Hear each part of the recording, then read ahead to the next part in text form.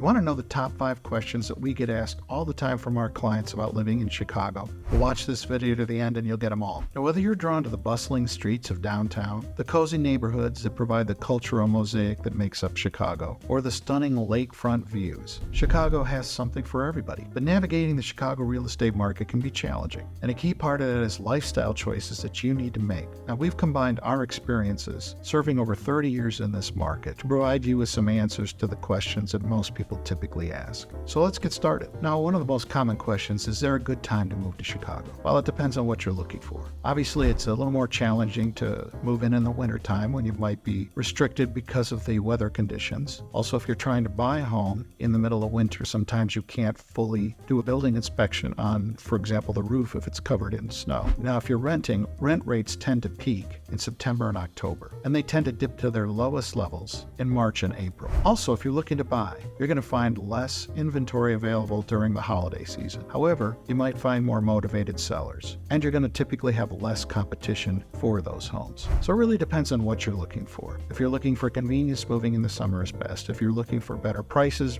buying during the holidays is best. If you're looking to rent, if you can rent in the spring, you might find some cheaper rents. Another question we get asked is, what are the closing costs associated with buying a home in Chicago? Well, the closing costs typically range between 2 to 5% of the purchase price. Now, these costs include attorney's fees, title insurance, property taxes, and assorted other things. It's important to work with your real estate agent to understand all these costs and budget accordingly. Now, where should I live? Well, that's a big question and very tough to answer in a video because it's going to be dependent on a lot of things, such as where are you working, what do you want to be close to, how quiet or busy an area are you willing to live in, and your budget. But let's talk in some general terms. If you want to be near most of the work opportunities and also a lot of the cultural opportunities, then you probably want to be near the Loop or in some neighborhoods that are close to the Loop, like Streeterville. And if you want to go a little more upscale and have that access, you're probably looking at the Gold Coast. Now, if you're looking for a more family vibe, you might want to consider Lakeview or Lincoln Park. You've got tree-lined streets, you've got better schools, and some beautiful parks virtually right out of your doorway. Now, if you think that the city's a little bit too expensive or there's a little bit too much activity going on, there's plenty of neighborhoods to consider in the suburbs. You can go somewhat near the city for a more city-type vibe but still be a suburb, such as Oak Park, or you can go much further out in a place where I live called the Northwest Suburbs, where there's much more natural beauty, but you're close enough to the city to enjoy it all. So really the key is to work with an agent who understands the area that can help dissect what your needs are, what your budget is, to help you determine where you should be looking. Otherwise, you can waste an incredible amount of time trying to find the right place when you don't know any of the local nuances. Another big question is, what should the selling price of my home be? Again, very difficult to answer not knowing where you are, but it's going to vary from time of the year to the current state of the real estate market, as well as your location. Prices can differ dramatically from one area of the city to another for similar properties. Also, suburbs are very different in price as well. So it really is important that you work with somebody who understands the local market so they can determine the best price. Now, there's also a strategy element involved. If you price your house too high, you're going to miss a lot of potential buyers. If you price your house in the right zone to attract the maximum number of buyers, you might end up getting multiple bids, especially in the markets that we've experienced the last couple of years. So there's both an element of what can you get for it, as well as what is the strategy that you should deploy, depending on how fast you want to sell your home and how hopeful you are at potentially getting a situation with multiple offers. So to arrive at an accurate selling price, we really take a look at all of these things and work with you to determine what the right price should be. Work with an experienced agent who understands your market, because as anyone would tell you, real estate is an incredible local thing. Depends totally on where you are, as well as what's going on in the market. So use somebody with a finger on the pulse of that. Another question we get is, what are property taxes like? Well, they can vary significantly from neighborhood to neighborhood or from town to town, and they're all based off of the property's assessed value.